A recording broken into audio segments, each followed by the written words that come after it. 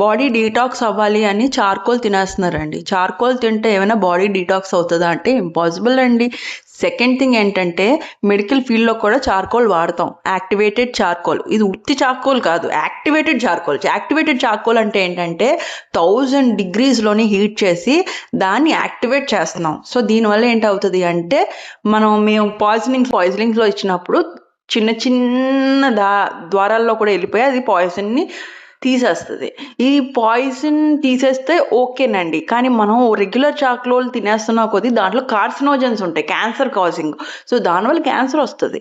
So regular charcoal అనేది, activated charcoal అనేది okay, అది డాక్టర్స్ ప్రిస్క్రిప్షన్, డాక్టర్స్ ఇస్తేనే ఓకే. మీరు ఓన్గా తినకూడదు చార్కోల్ డీటాక్స్ చేస్తుందని. ఇలా చేస్తున్నారండి చాలామంది, చార్కోల్ తింటున్నారు. అస్సలు చేయకండి. Charcoal is not good.